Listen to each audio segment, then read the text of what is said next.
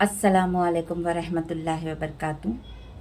Tirmidhi की रिवायत है, नबी करीम सल्लल्लाहु अलैहि वसल्लम फरमाते हैं कि अली 3 चीज़ों में देर ना करना। एक, नमाज को जब उसका वक्त हो जाए। दूसरा, जनाजे को जब वो आ जाए। तीसरा, बेवा के निकाह को जब उसका हमसफ़र मिल जाए। सुबहान अल्लाह, नमाज की सबसे पहली ताकीद दी गई है ना। जब हम खाना बनाते हैं तो एक वक्त गुज़र जाने के बाद खाना बासी हो जाता है, तो क्या हम बासी खाना मेहमानों को पेश करेंगे? नहीं ना, बड़ी शर्म आएगी। तो हम वक्त गुज़र जाने के बाद बासी वक्त में पढ़ के हम वो इबादत अल्लाह को कैसे पेश कर सकते हैं? उसमें हमें शर्म नहीं आनी चाहिए। नमाज को सही वक्त पे पढ़ो। नबी करीम सल्लल्लाहु अलैहि वसल्लम फरमाते हैं, तिरमिज़ी की रिवायत है कि असर की नमाज जिसकी फौत हो गई, गोया उसका घर और माल दोनों लुट गया।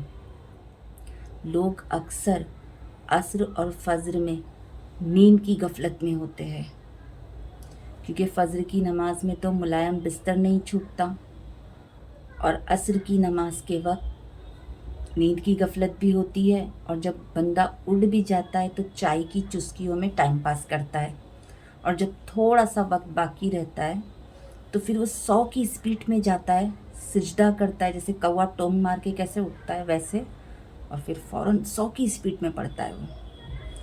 भाई, हम नमाज़ पढ़ रहे हैं अल्लाह को राज़ी करने के लिए, उसको मनाने के लिए, अपनी दुनिया और आखिरत सुधारने के लिए, बल्कि हम तो ऐसी नमाज पढ़ के अल्लाह को और गज़बनाक कर रहे, अपनी दुनिया और आखिरत ख़ुद बिगाड़ रहे और नमाज को भी बिगाड़ रहे।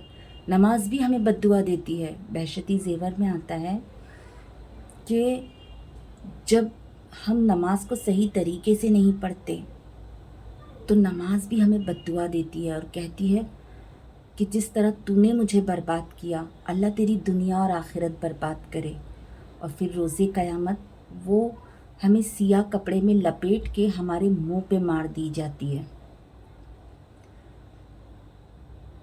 तो भला ऐसे काम क्यों करना? हमें तो अल्लाह को राज़ी करनी है।